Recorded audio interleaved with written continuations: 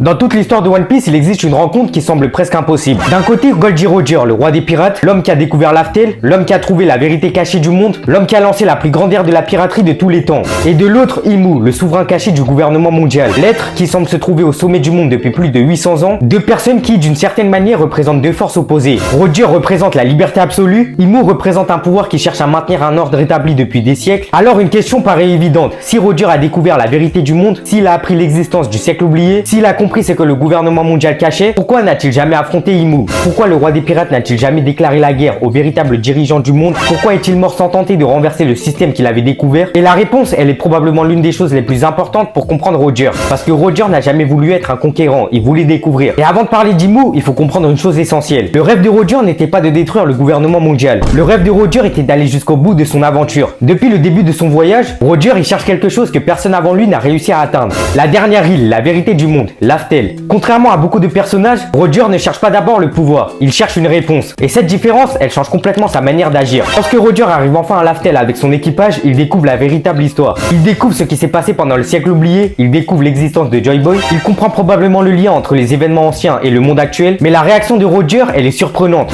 Il ne revient pas avec une armée, il ne rassemble pas les pirates du monde entier pour attaquer Marie-Joise, il ne tente pas de renverser le gouvernement, au contraire. Son équipage rit, il découvre quelque chose qui provoque chez eux un immense amusement. Et Roger, il comprend une chose fondamentale, ils sont arrivés trop tôt. Et cette phrase est probablement la plus importante pour comprendre pourquoi Roger n'affronte jamais Imu. Parce que Roger, il réalise que la vérité seule ne suffit pas. Découvrir le secret du monde ne signifie pas automatiquement changer le monde. Il manque quelque chose, une personne, un événement, un moment précis. Et Roger comprend qu'il n'est pas celui qui doit accomplir cette mission. Il est celui qui doit préparer le terrain. Et c'est là que beaucoup de personnes oublient une chose. Roger n'avait pas forcément les moyens de gagner une guerre contre le gouvernement mondial. Oui, Roger était incroyablement puissant. Oui, il pouvait rivaliser avec Barbe Blanche. Oui, son équipage était composé de monstres comme Riley. Mais le gouvernement mondial n'est pas simplement un adversaire. C'est une organisation qui contrôle une grande partie du monde. Elle possède la marine, des centaines de royaumes alliés, une immense influence politique et probablement des secrets que même Roger ne pouvait pas résoudre seul. Même après avoir découvert la vérité, Roger il reste un homme. Il n'est pas un héros invincible venu sauver le monde. Et c'est justement ce qui rend son personnage très intéressant. Il comprend ses limites, il comprend que son époque n'est pas la bonne et surtout il comprend qu'une victoire obtenue au mauvais moment pourrait être inutile. Et pour comprendre cela, il faut comparer Roger avec Luffy. Luffy et Roger, ils ont beaucoup de points communs. Ils aiment la liberté, ils refusent d'être contrôlés, ils poursuivent leurs rêves sans se soucier de l'opinion du monde, mais leur situation elle est différente. Roger arrive trop tôt, Luffy arrive à un moment où les pièces elles commencent à s'assembler. Le monde il est en train de changer, les anciens pouvoirs ils disparaissent, une nouvelle génération apparaît et les conditions que Roger attendait semblent enfin arriver. Mais alors Roger connaissait-il l'existence d'Imu? C'est une question très importante et la réponse honnête est le manga ne l'a jamais confirmé. Nous savons que Roger et son équipage ont découvert la vérité du monde, nous savons qu'ils ont appris des informations liées au siècle oublié, mais Oda n'a jamais révélé exactement tout ce qu'ils ont découvert à l'Aftel. Donc il est impossible d'affirmer que Roger connaissait précisément Imu ou son identité. C'est une possibilité mais ce n'est pas confirmé. Cependant, même s'il connaissait l'existence d'un pouvoir caché au sommet du monde, sa réaction aurait probablement été similaire. Pourquoi? Parce que Roger n'était pas un homme politique, il n'était pas dragon, il n'était pas un révolutionnaire. Son objectif n'était pas de créer une nouvelle société, il voulait simplement vivre librement et découvrir ce que personne n'avait découvert avant lui. Et c'est aussi pour cette raison qu'il choisit de lancer la grande ère de la piraterie. Au moment de son exécution, Roger aurait pu garder le silence. Il aurait pu emporter ses découvertes avec lui et il choisit de dire au monde entier que son trésor existe. Pourquoi? Parce qu'il sait qu'une personne finira par arriver. Quelqu'un qui trouvera le One Piece, quelqu'un qui découvrira la vérité au moment où elle pourra réellement changer le monde. En réalité, Roger il ne fuit pas un affrontement avec Imu, il comprend simplement que ce combat n'est pas encore possible. Attaquer le gouvernement seul aurait probablement été inutile. Détruire un ennemi sans que le monde soit prêt n'aurait pas créé une véritable liberté. La véritable victoire ne consiste pas seulement à vaincre une personne, elle consiste à changer une époque entière. Et c'est peut-être ça la plus grande différence entre Roger et les autres grands personnages. Kaido voulait une guerre, Barbe Blanche voulait protéger sa famille, Dragon veut renverser un système, mais Roger voulait trouver la vérité. Et lorsqu'il la trouve, il comprend que son rôle n'est pas de terminer l'histoire. Son rôle est de permettre à quelqu'un d'autre de la terminer. Et c'est pour cela que Roger n'a jamais affronté Imu, pas parce qu'il avait peur, pas parce qu'il était incapable de le faire, mais parce qu'il a compris quelque chose que très peu de personnes comprennent dans One Piece. Certaines batailles ne peuvent pas être gagnées simplement avec la force. Il faut attendre le bon moment, il faut attendre la bonne personne, il faut attendre que le monde soit prêt à changer. Roger n'était pas celui qui devait vaincre le sommet du gouvernement mondial, il était celui qui devait allumer l'étincelle. Et cette étincelle, c'est la volonté qu'il a laissée derrière lui. Une volonté qui a traversé les générations, une volonté qui a survécu à son exécution, une volonté qui porte encore aujourd'hui un nom, la volonté du Ji. Maintenant, j'aimerais bien connaître ton avis. D'après toi, pourquoi Roger n'a jamais attaqué Imu? Donne-moi tout ce que tu penses de ça et toutes tes théories en commentaire, j'ai hâte de les lire. Et surtout, merci d'être resté jusque là, j'espère que tu as kiffé la vidéo.